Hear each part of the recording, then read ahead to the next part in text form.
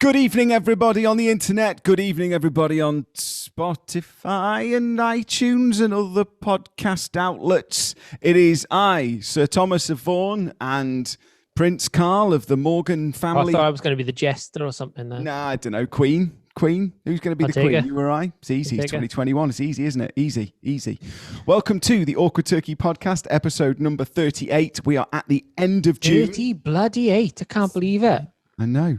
38 weeks in a row we've done this for. I'm really, I said it before, but I'm really proud of us when we got to 30. I'm really proud that we've done 38 weeks. It's a lot, that, isn't it?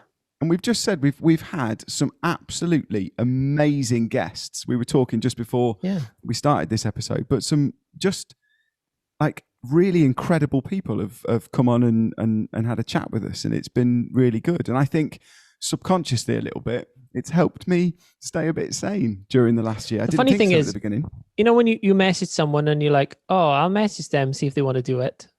It makes you go, I do have some friends. Yeah. But no, we've had some amazing guests over the last 38 weeks. Who's your favorite guest so far? Me. Madam. I really liked Kyle, because any other guest we've had, it's been very, very much you and I driving the interview and asking the pre-prepared questions and everything else like that. And with Kyle, he sort of came on and grabbed the two of us by the scruffs of our necks and went, "No, listen, boys, we're doing it. This is how it's going." And I quite like that. I did quite like that. But also, when we film these, they take hours and hours and hours. And he just had one of the best voices in the world to listen to. I saw him on a commercial for, ironically, the gin we used in the cocktail on the live episode. That's right, yeah. I got him the gig. The Signet advert. Di, who runs Signet, texts me. He's like, do you know anyone with a really good voice? And I thought he was taking the for music. I thought he was going to ask. Yeah. And he was like, do you know anyone with a really good voice, like to do the voiceover? It's got to be really rich and Welsh. And I was like, Di, you've come to the right place. I know loads of people. Heyo. And and because we'd had him on, I was like, why don't you just use Kyle? And he said, I don't know who Kyle is. So I sent him, I introduced them both. Kyle got a gig. Yeah, it was a good advert. I didn't even get any free gin from it. So no, well, I didn't. We made the cocktail. You had to buy me a bottle. I did buy you a bottle, yeah. You're welcome. Thank you. No, thank you. So episode number 38, end of June. Obviously, we're filming this at the moment. It's still the end of May here, so we're way behind, as we always are. Not sure why I'm drawing attention to that. But I'm hoping by the time it gets to the end of June for us in reality, we've got a little bit of sunshine, because it's like the end of the world outside at the moment, which is it's biblical rubbish. Down in Swansea. It's really not good. You watch, this will go out now mid-heat wave, this will. Yeah, I know, yeah. But that's all right. Whenever we reference something that's happening. I know. It's terrible. So for episode 38, it's a special episode. It's the end of June. Yeah, we're travelling all the way to the West End. We are. Of London. Yeah. Not like the West End of Leicester. No.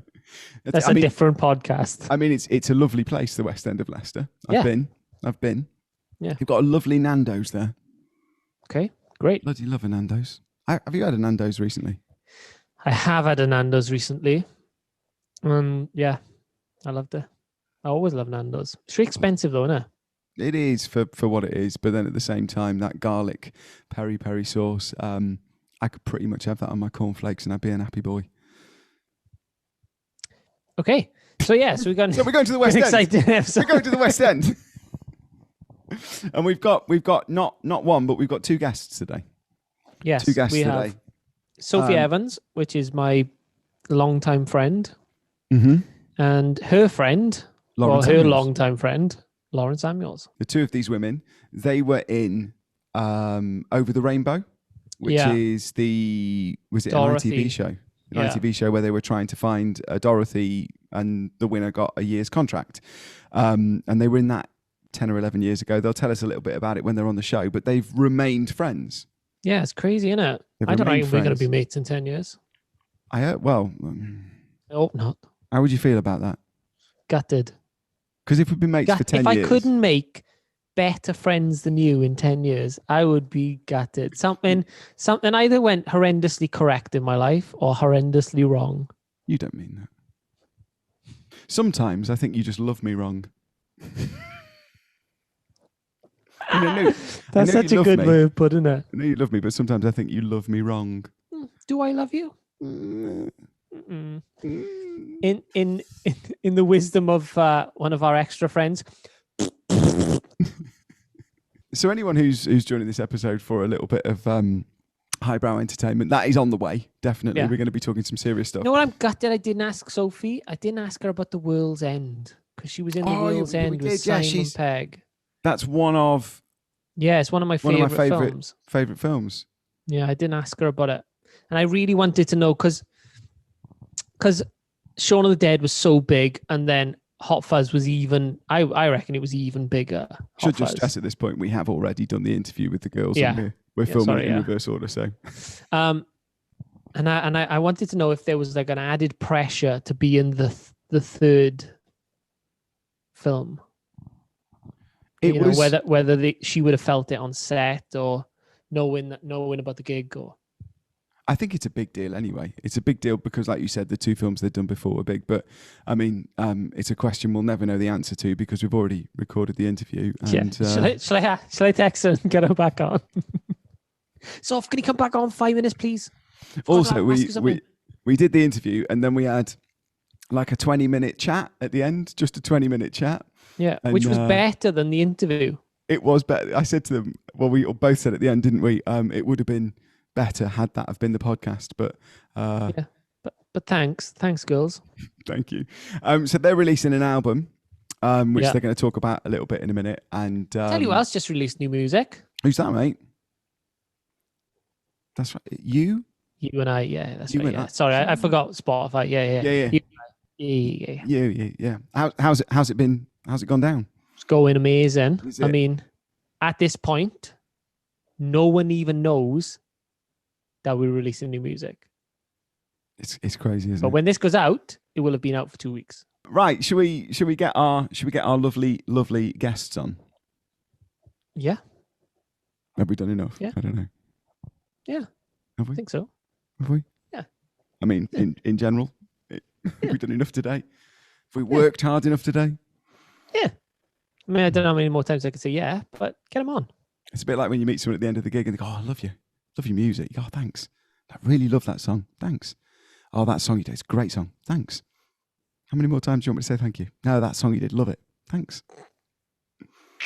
Oh, when you did that gig, it was thanks. Get them on. It's Lauren Samuels and Sophie Evans from the West End, from movies, from their houses today. Wouldn't it be weird? Wouldn't it be really weird if when we joined them for the interview, Lauren had a massive drum kit behind her? Yeah, and some giraffes. I think you're pushing your luck there. It's unlikely she's going to have a drum kit and giraffes.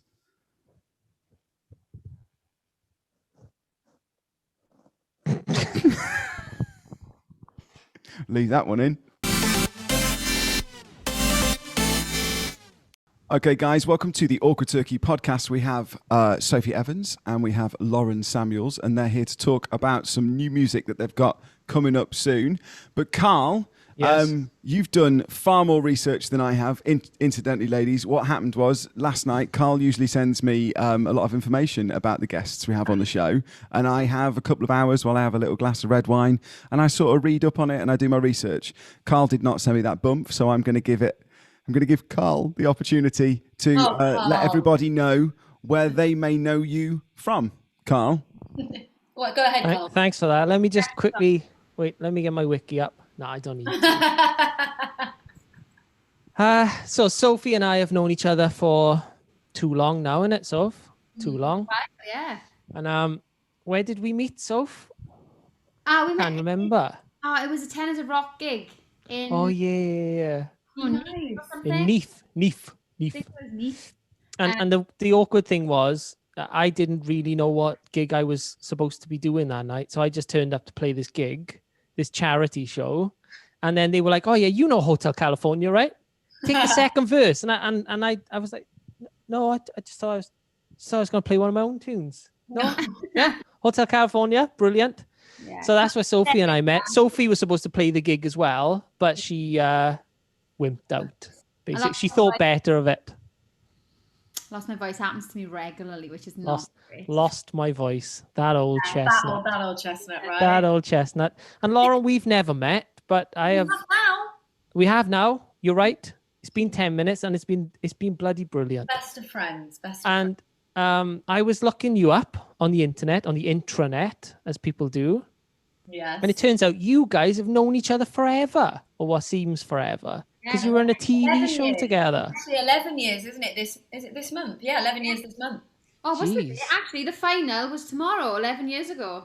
11 years ago. I mean, this doesn't go out till June, but congrats. Right, yes. So 11 years ago, we were both on a program called Over the Rainbow, where Android Webber searched for a Dorothy, and the rest is history. Lauren came third, and I came second. So he never found his Dorothy. Well, clearly not. No, because He found his Dorothy, but he just didn't find the right Dorothy because the two clear choices are here.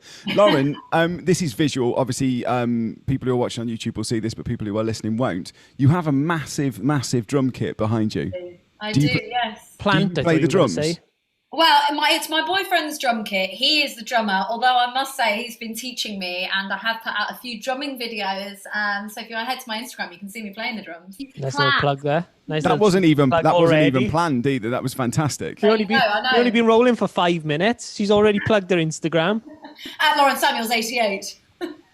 Phenomenal. So, girls, before we get onto the new album, it's a question, and we try not to make the podcast too heavy on COVID and lockdown and stuff, but it has kind of been the only thing that's happened to all of us for 14 months.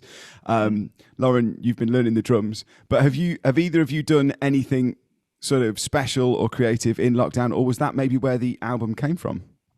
Cough, Carl. Cough, Carl. I can see what he's doing in the top corner. I'm trying to be professional, Carl, and you're sat there in your fucking stupid socks making everybody laugh.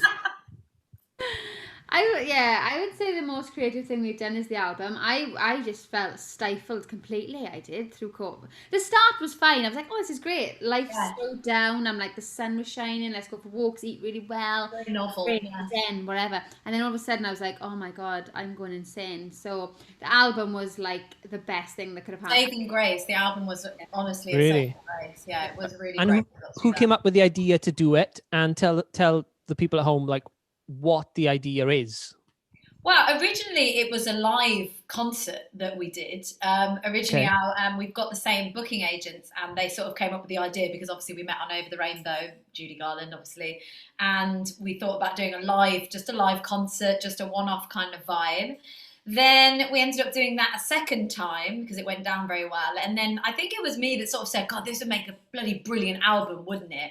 It was just like a pipe dream at the time. And then here we are with a bloody album.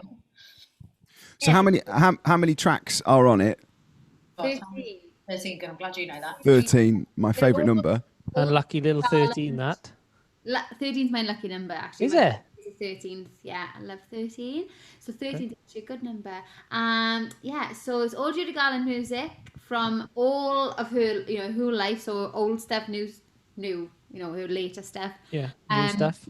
But it's all her new stuff. Yeah. Very modern. All the songs she's dropping on Spotify. I'm happy with that. We know where we're at. There's all Garland stuff that, we've put our own Sophie and Lauren 21st century twist on, but kept the vibe, it is still has the jazzy undertones, but it is like I was imagining myself as Ariana Grande meets Judy Garland, That's what was That is an interesting They're both about the same height. They're both very little, aren't they? So they are little. So when you guys were recording the album, have you done it every song as duets, or? No. There's I think we've got 4 solos each on it. Is it 4 each? God, that's quite. Maybe 3 each. Three each, and then the rest are half and half. I'd say it's half and half. So 6 solos between us, and then 6. Did you fight over who had you know, the That was better that was where I was building Yeah. to try and find some cracks in this friendship. I'll take this one. Don't worry, Soph. I'll take this one.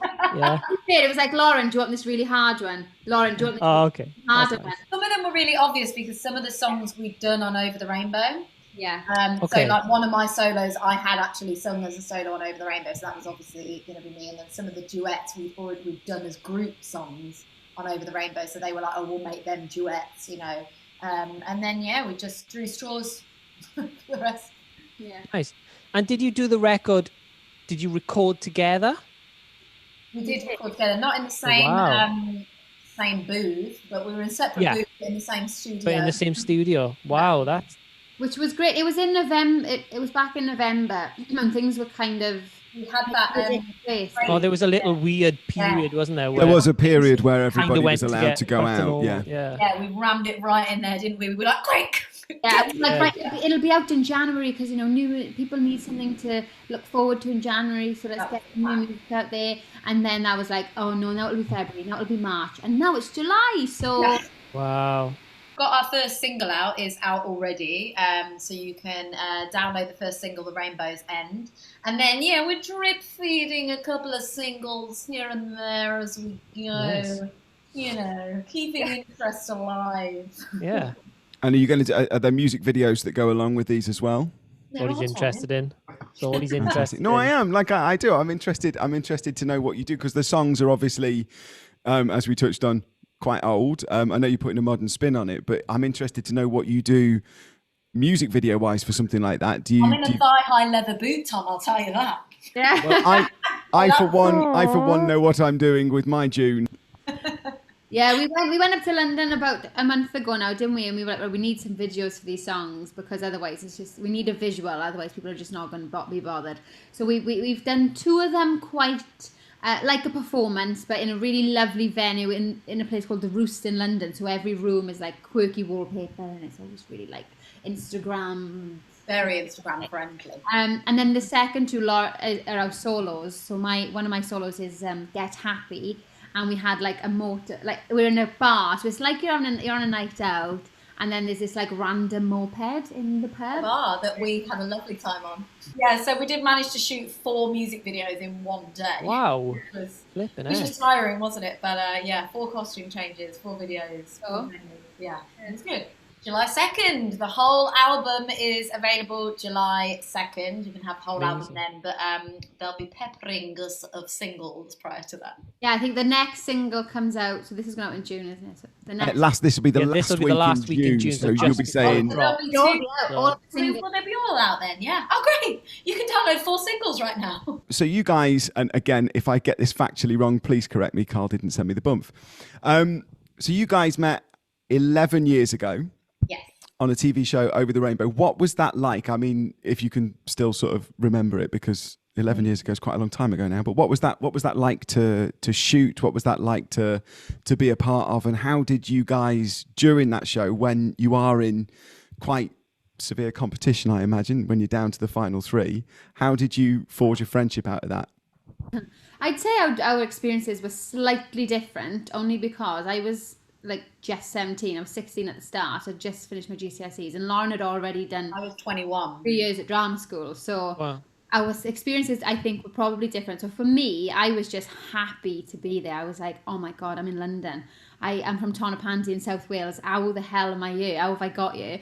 Because I think there was about 10,000 girls auditioned, and at no point did I think I would get the final, TV stages. So when it happened, I was just riding the wave. I was like, however long I'm here, amazing. And then ended up doing all right from it. But I think, Lauren, yours was probably slightly different. Well, mine, I was obviously more aware of how big the situation was, I think, at that age, at 21, rather than, I think I was a lot more nervous maybe because I was that age and I'd already, as Sophie said, been to drama school. And my agent, I'd got an agent at the time, and it just sort of said, look, we can't get you a private audition, but if you want to go in queue for hours, then you can, and maybe it'll go somewhere. So I literally remember taking my iPad and a film and like a packed lunch and going to these open calls because I had nothing else to do that day. And then, ending up on this TV show and going, oh God, oh, well, I'm actually now being viewed, every Friday. It was every Friday and Saturday night, BBC One, like millions of viewers, and it was actually quite a big deal. So it's quite a stressful time for me, actually. Yeah. I think if it happened now, like 11 years ago, like social media was in its infancy. It was we had to delete everything because we were so young. They kind of protected us a little bit. Delete Facebook, delete everything. But I think if we were to do it now, we would be probably made to have Instagram and all that on there. So it would be a very different experience. We didn't see much negativity. So I got a couple of questions about it. Are you friends with the girl that won it? Yes, we are. Oh, you are? Yeah, I just thought that would have been so great if you weren't. If you were like, you two, second and third were like best mates. And then she's first, she's moved to America, hasn't she? Oh, so really? She now lives in LA now, I think. Wow. But yeah, we still talk occasionally. She's just miles away. Yeah, Wow. she's a bit more of her own, and she is a bit more of a like free spirit. She kind of moves around a bit. She's always wanted to like live in America. So, but if she was here, we'd obviously catch up. Okay, and secondly, didn't you have colours that were assigned to you? Because I weirdly remember watching it. Why is that weird? Well, because no, but I've never, apart from what I think I've only ever in my life been to see one musical. Wow. Right. What was that, Carl? So what was that? We Will Rock You. Oh, fair. Lauren's done that. Lauren's been in We Will Rock You. Maybe you were in it when I went to see it. Maybe. Yes, we all had colours. I was fuchsia. Yeah, pink. but I just remember it. Yeah. I was purple. Purple, weren't you? Yeah, purple. I was pink, you were purple. But there was like, it was weird. They had to try and find all these different colours. So there was a baby pink and a fuchsia pink. And then there was like a lime green and a forest green. And like, it was like a lime green, emerald green, and a forest green. There was so many greens. Can you explain to me what the purpose of it was? The colours just to differentiate. Didn't you have like, like when JLS have their mics? And they're in use and they all have their own colour. So they all go to... We had Dorothy dresses made for us. Gingham dresses, so mine was purple and white gingham. So like Dorothy's dress is baby blue and white gingham. So mine was purple and white. Lauren's would have been fuchsia pink and white. Right. And then our individual performances, I always wore a purple outfit. That's right. I think it was for like, the pink Dorothy is my favourite, or the purple Dorothy is my. If they didn't know your names, I guess that was. I was going to say, because I understand it as a way of differentiating, but didn't they just say your name? Wouldn't that have just and it was always on the screen as well, so I don't know why. we did have 2 Stephanies and 2 Danielles, so we did have judges. Who were the judges at this point? Charlotte Church was one of them.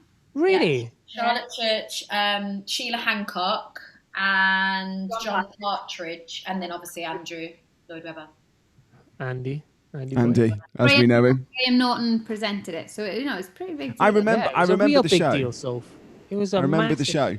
We did an episode. It's going back a fair while now. We shot it in Marco's in Swansea, and this was when we were allowed to be in the same room as each other. Yeah, probably in November. Not gonna lie. I think it was September, but we talked about reality TV there quite a lot because there's obviously various different things that go on in reality TV that a lot of people that just watch it don't necessarily know. We're not going to go into that today because we touched on that in a previous episode, but I'm interested to know because it was before social media and it was before reality TV was sort of such commonplace as it is now. It's everywhere. There's hundreds of reality TV shows that are on. When you think of American Idol and X Factor and Britain's Got Talent and America's Got Talent and The Voice, and it's almost overkill on it.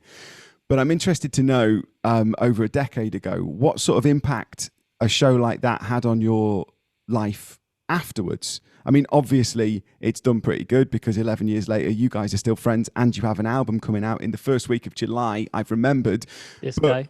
When that show finished, did that open a lot of doors for you? Was it a good thing, a positive thing to have been a part of? Or because you hear a lot of people sometimes saying, I kind of wish I hadn't done that because it hindered me for a few years until people forgot. I definitely don't wish I'd not done it. Don't wish I'd not done it. Do you know what I mean? But makes sense, yeah. It made sense to me. I mean, obviously it did open doors, and I felt incredibly lucky at the time. I mean, I went straight into playing Sandy in Greece in the West End, so just immediately made a West End debut. Wow. It was brilliant.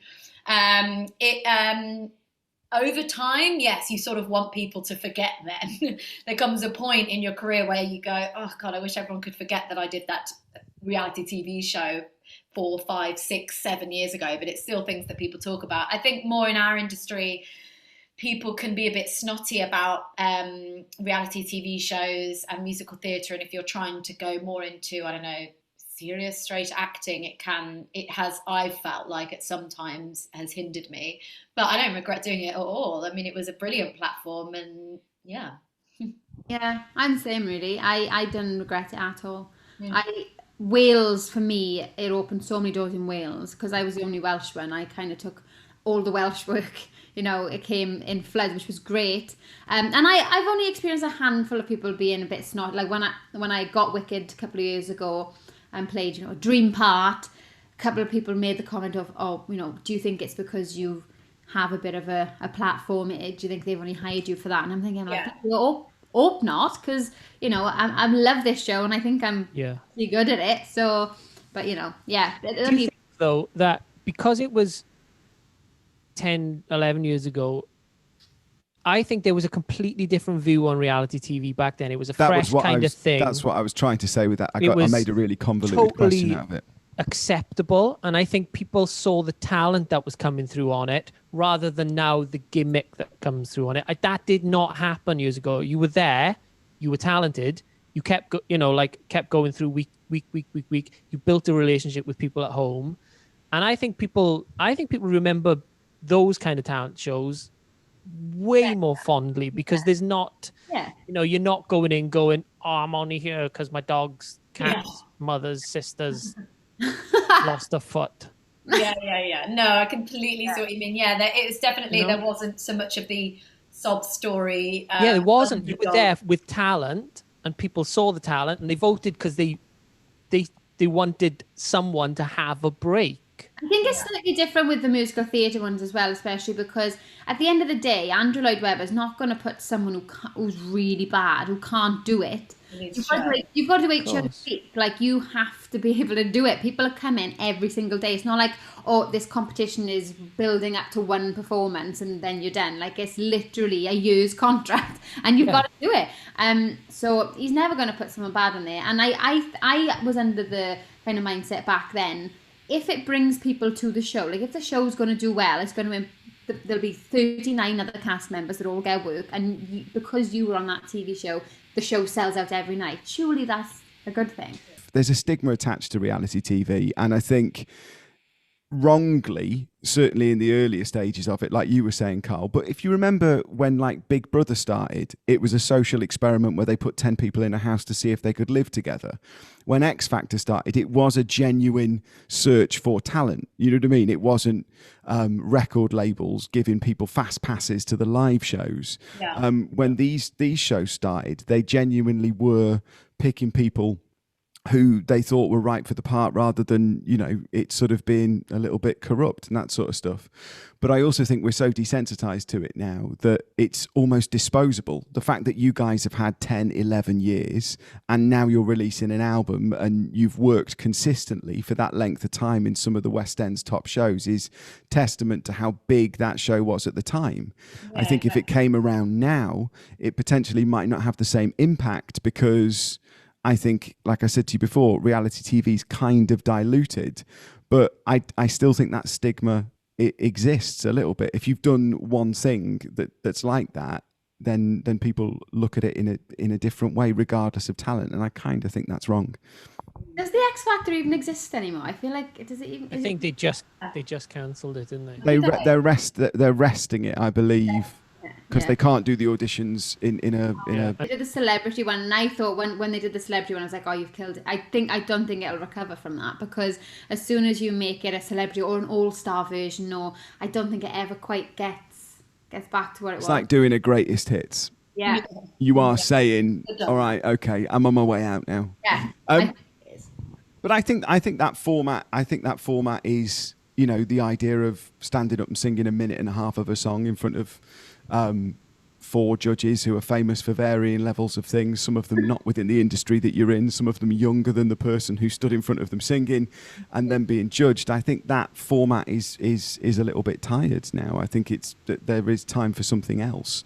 But the interesting thing about the show that you guys did was there was an actual end goal to it. There was a result. The prize or the accolade for it was you got a year's contract in that show.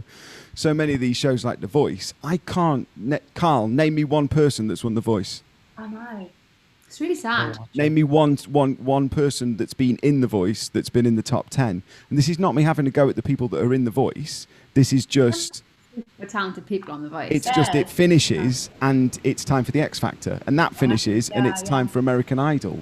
That 12 months that people used to get of work at the end, that kind of doesn't exist anymore. So girls, the album's coming out in the first week of July, but what does the next 12, 18, 24 months hold for you guys now? We are kind of in the final throes of lockdown, and it does look like we're about to be let out and allowed to perform again. Oh, I wish I could tell you. Our industry is always like a bloody roller coaster anyway. You're up, you're down, you're all over the place. COVID has made that even more so. I think for Sophie and I, we're very lucky that we've got this wonderful album coming out in July, as you say, and we're going to be doing quite a few gigs here and there, promoting the album, singing it, hopefully touring around to various different places doing that. So I think that's what the rest of this year certainly is going to look like. But who knows in the new year? Like there are a few shows I'd love to do, but often people go, oh, what show are you going to do next? And I'm like, wow, do you honestly think it's that easy for me to be like, hey, cat, can I come and be a cat in your show? Like, that's not how it works at all. Like, maybe I'll skip the first round, which is often bring your own song. I might get into just, okay, here's the material for the show, come in with it. But, as 5-6 rounds of auditions. Yeah, God, it's still so much. And if you think, like, every show that's been closed, who is not going to, unless your life's completely changed, you've moved or had a baby or whatever, I don't think you'll be like, oh, sorry, I don't actually want a job. People are going to be like, can I come back to the show? Yeah. So there's no new opportunities. A lot of shows closed. So there's some theatres that will be empty for a while. So there's just the level of work has gone down here. There's always 80% of performers out of work at any one time. So it's like trying to be the 20%. That's why we're so lucky that we've got this album, I think. We're so lucky that we were able to squeeze it in at the end of last year, record it, and get these videos shot so that now we can work really hard touring it and taking it to different places around the country and performing Judy for everyone.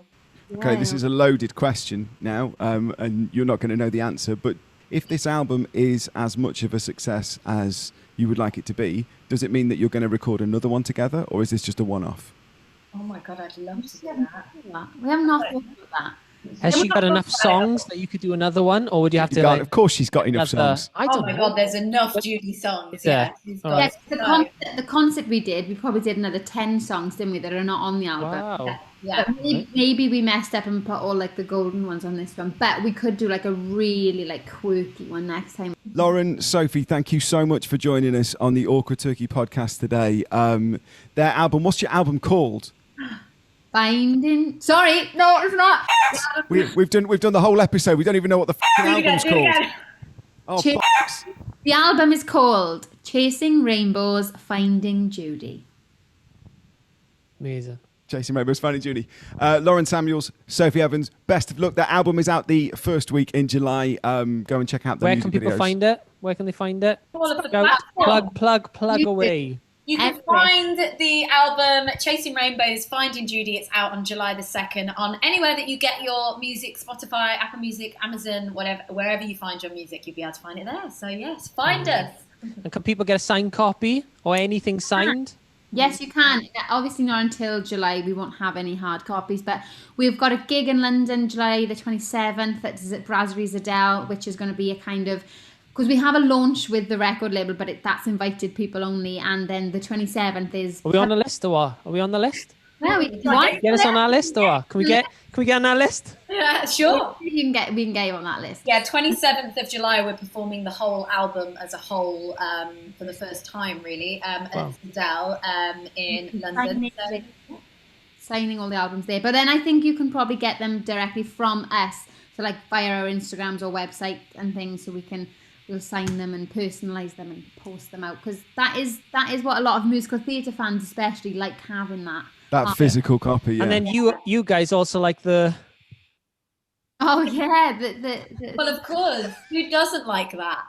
What about that? Right. Listen, I love it that they just went along with it. Carl, I'm not ending the "Ah." episode on you doing this and them going, yeah, everybody likes a bit of that. But it is the truth. It's been a tough 14 months for performers. So and people go should and buy their they album. should. Like Yeah. 10 each. Yes. Well, Thank you. stretching out a little bit, sort of 10. Yeah, well, you know, they might have a big fan. Try. Very high. Okay. Have we got to buy a copy? Yeah, we'll buy a copy. Yeah, go on. You better buy a copy. All right. Thank you very much. And we will see you very, very soon. Sophie Evans, Lauren Samuels on the Awkward Turkey podcast.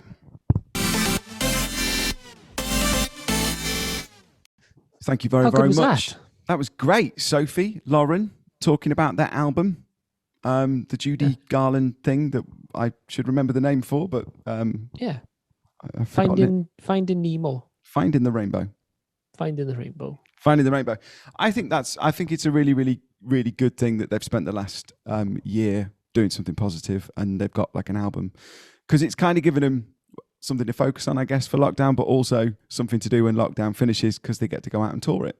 Yeah. Which is kind of what we've done. Because do you know who else has got new music out, mate? Who's that, mate? I and Yes. thee. Wow. Thee being me. Thee being you, I being me. How's your streaming going? Picking up? Oh, yeah, mate, yeah. Slow start, but picking up? Slow start, Yeah. yeah. No, it's not, yeah. Yeah, slow start, but it's ramping Picking up now. Yeah, ramping up now. Really, really running now.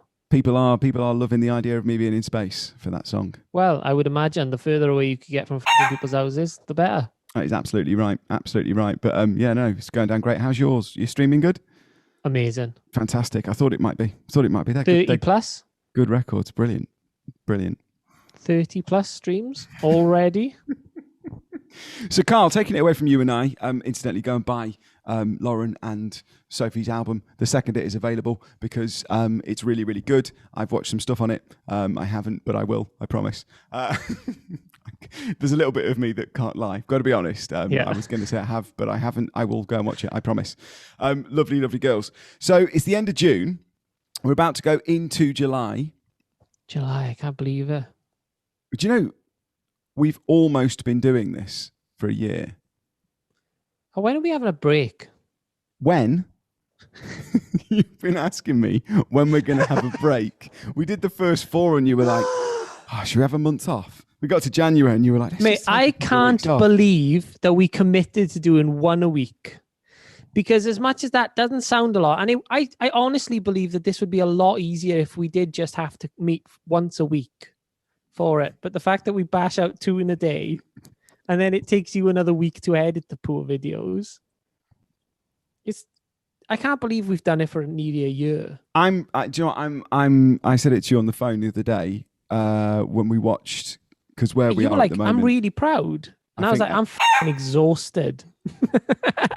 I am proud of it though. I'm really, really Are you proud exhausted as well though? With the edit of it?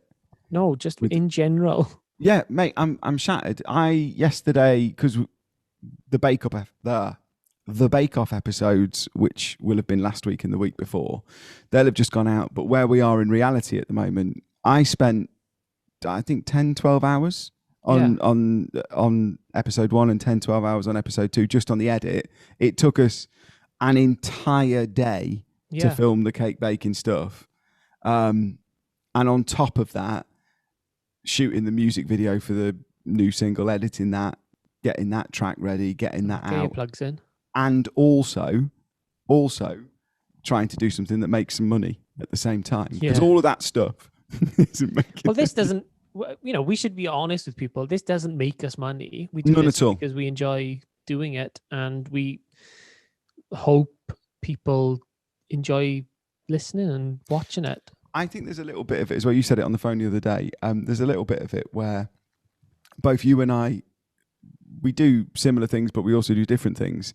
But both of those things involve really, really long hours of being on our own in a room, just doing something. And I think I said it 10 minutes ago or something, it's pretty good that we get to just have a conversation with each other about something that isn't the thing that we're focusing on at the moment. I think that's proper good for you, because I think you and I might have gone a little bit mad during the course of... Oh, mate, I definitely had a breakdown back in December, January. I remember definitely you had a ringing breakdown. me. You rang me. I went, "You're right," and you were like, "I'm pretty sure I've just had a breakdown." Yeah.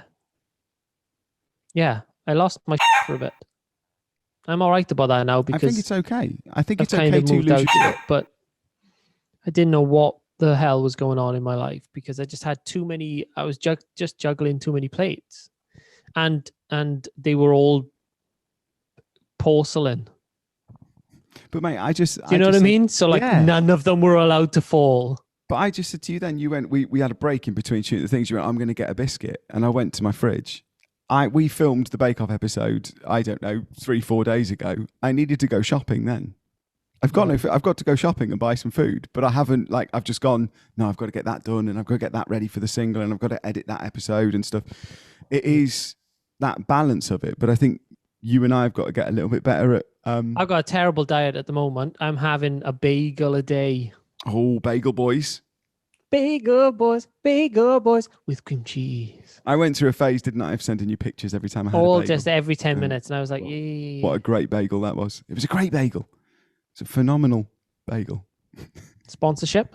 Yeah. Rio Valley. Yeah. Mango and vanilla. It was pretty good, actually. So when this finishes, I'm going to nip to the shop. What are you going to get? I'm trying to think what I fancy for lunch. I think I might have a little bit of pasta for lunch. Ooh. A little bit of pasta. Is pasta good for you or bad for you? It depends. It depends how much you have. It depends if you have pasta every day of the week. It's just that sort of stuff. But I feel like I need something that's going to fill me up because... Carby. Yeah, I feel a little bit carby. Feel a little bit carby today. Feel a little bit carby. But also for that, you look very carby, Tom. Thank you. But when I did the music video, I wore like the base layer for the spacesuit was really, really tight. Oh God, he didn't eat for 3 days to do or drink water. No, I did that thing before where I wanted to sort of. And then the final shot of it is so overexposed on purpose to look in keeping with the rest of it. It didn't matter. Oh, it sort of cuts off of my head and shoulders, so it didn't really matter. But yeah, I'm fancying something carby because I know, again, we're talking about stuff that's out of sync, and I'm sorry, but it's because we do it a month in advance. For you, we and my dad. For you guys. But restaurants are open again now. Have you been yet? No, I'm going tomorrow for lunch. My mum rang me this morning and said, "Do you want to have breakfast?" And I said, "I can't because we're doing the podcast." And she said, "What about tomorrow? Do you want to go out for dinner?" I said, "I can't. The F1's on." So we're going for lunch tomorrow. Lovely. We're going for lunch at a really, really nice pub, and I'm dead excited about it.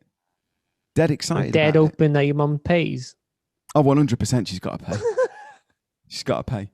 I sort of imagine her buying me lunch is sort of payment for, you know, the great company, the wit, the jokes, the gags.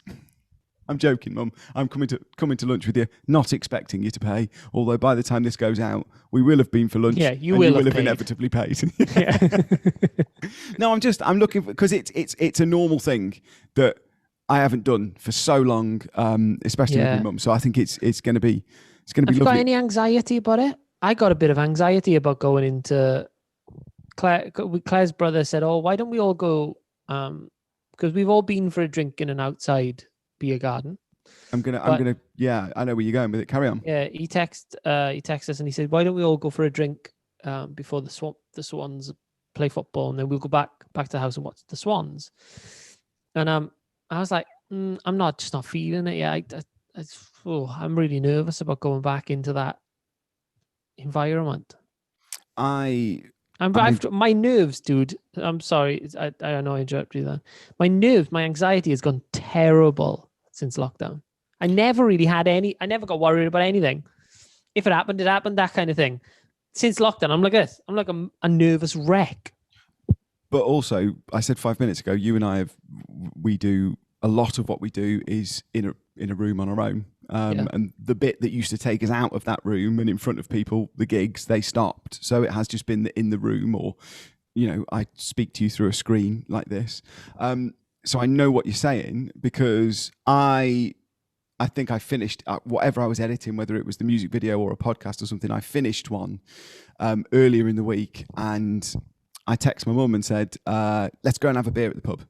We're going to have a drink at the pub, because it was a little bit sunny. And she went, oh no, we can go indoors now.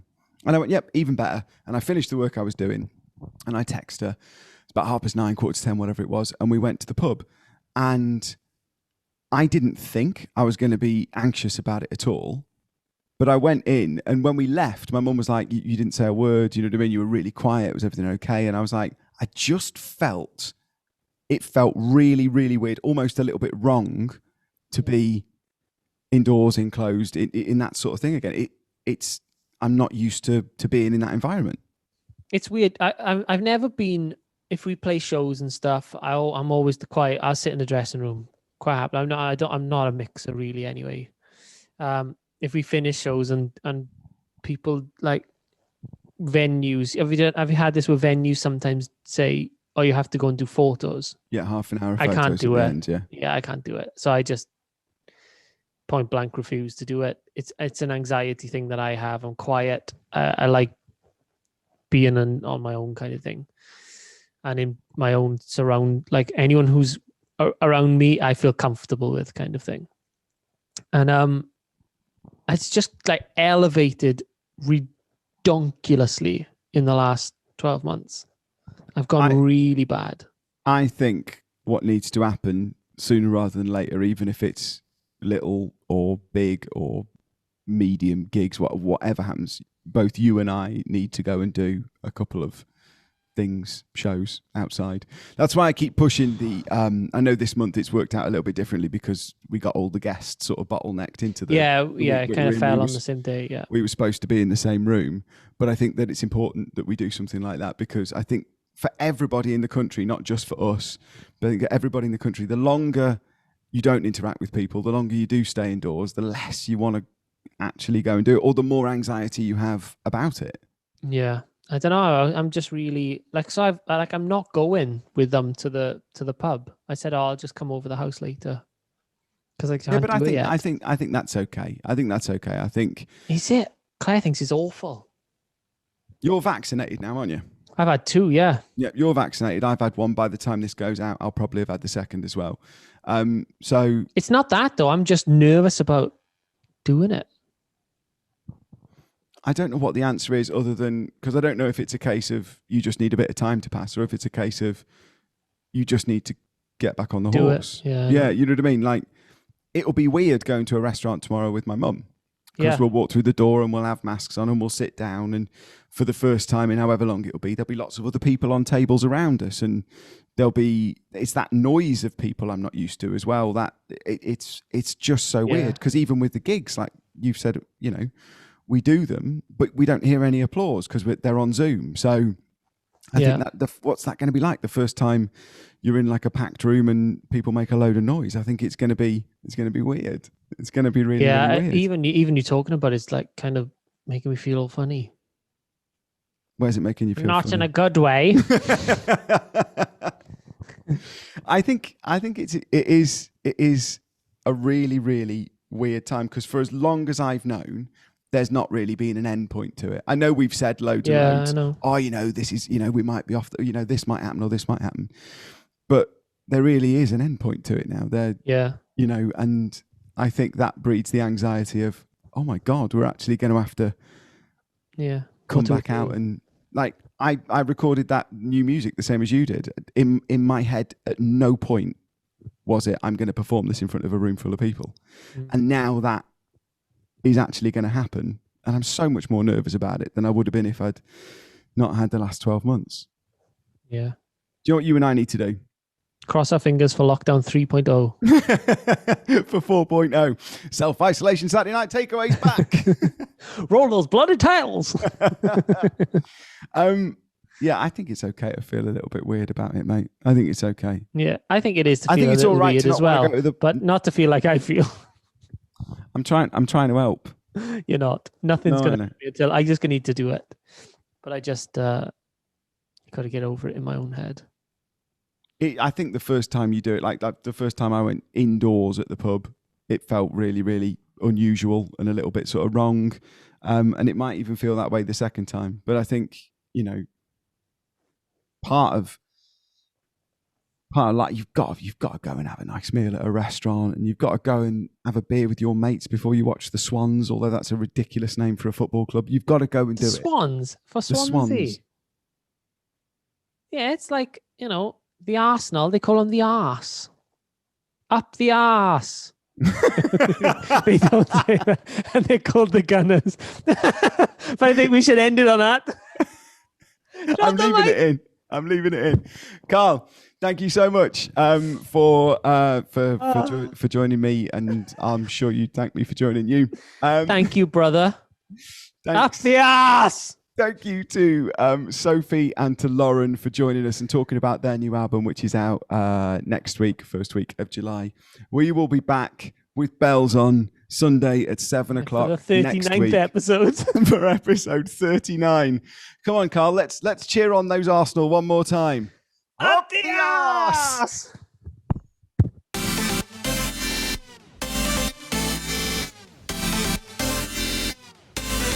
Arse!